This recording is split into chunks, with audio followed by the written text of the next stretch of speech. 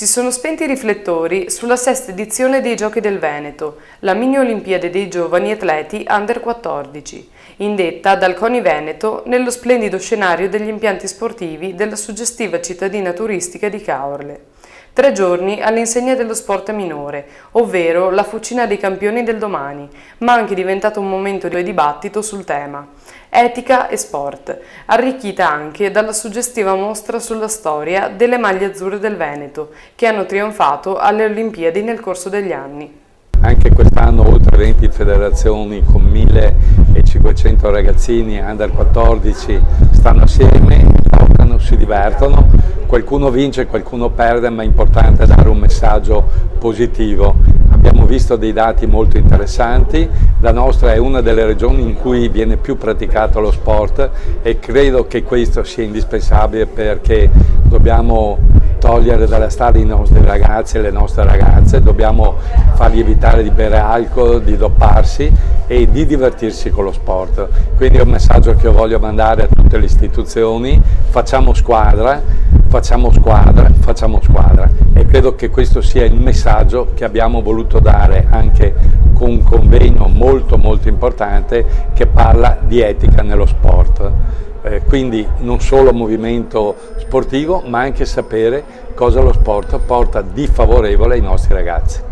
Sesta edizione dei Giochi che ha preso avvio con la suggestiva sfilata per le vie del centro storico di Caorle, per gli atleti e dirigenti sportivi delle 7 province venete, con in testa il sindaco di Caorle, Luciano Striuli, e dell'assessore allo sport Giuseppe Boatto. Sfilata che ha preso avvio da piazza Papa Giovanni XXIII per raggiungere piazza Matteotti con l'Inno di Mameli e l'accensione del tripode da parte degli atleti. Rossano Galtarossa, pluriolimpionico di canotaggio, Sara Cardin, 3 volte iridata di karate, e del simbolo del salto in alto, ovvero Sara Simeoni, medaglia d'oro alle Olimpiadi di Mosca del 1980 con il suo 2.01. Una bellissima iniziativa. Un po' di sport diversi, quindi capito, per loro penso che sia un momento importante di confronto, di stare insieme, di vita un po' in comune, un assaggio di quello che può essere poi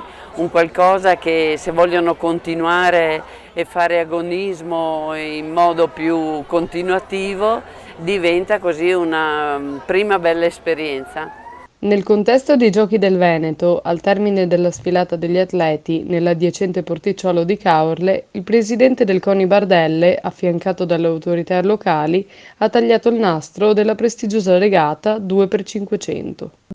18 sono state le federazioni sportive giunte a Caorle.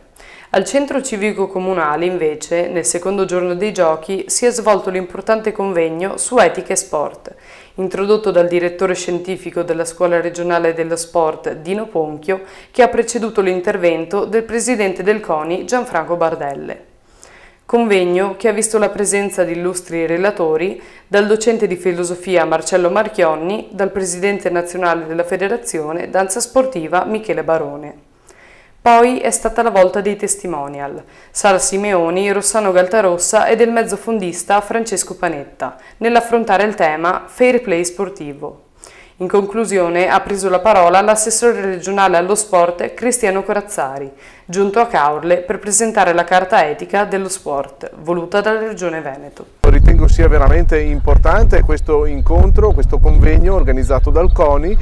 attorno ai temi dell'etica e dello sport, che per noi risulta anche significativo alla luce della nuova legge dello sport che ha previsto l'introduzione della carta etica dello sport, che come Regione Veneto abbiamo approvato insieme al CONI, insieme a tutti i soggetti operanti nel mondo dello sport e quindi a tutti coloro che lo vivono quotidianamente. Riteniamo che parlare di etica e sport sia assolutamente fondamentale per trasmettere un messaggio positivo, quello dei valori dello sport, i valori della solidarietà, della sana competizione, dell'agonismo, ma anche del rispetto del prossimo e della capacità di integrazione che ha lo sport, che è un elemento formidabile di tutte le discipline sportive. Nella stessa mattinata c'è stato anche il taglio del nastro da parte dell'assessore allo sport di Caorle Giuseppe Boatto e del presidente del CONI Veneto Gianfranco Bardelle, dell'originale mostra delle maglie azzurre del Veneto che hanno fatto la storia della nostra regione, come quella di Alvise De Vidi, Alex Zanardi, Marco Gagliazzo, Franca Beggion e di Fiorenzo Zanella, presidente di Padova degli Azzurri d'Italia, plurimedagliato nel tiro a segno con la carabina. Siamo ritornati a Caorle, in questa splendida città che ci ospita ancora una volta dopo l'evento del 2013 che ci ha visto con una importante mostra della maglia azzurra proprio in questo luogo. Siamo ritornati con le maglie azzurre del Veneto, le maglie dei nostri campioni, quelle che sono di esempio per tutti i ragazzi che in questi giorni svolgeranno le loro gare ai Giochi del Veneto.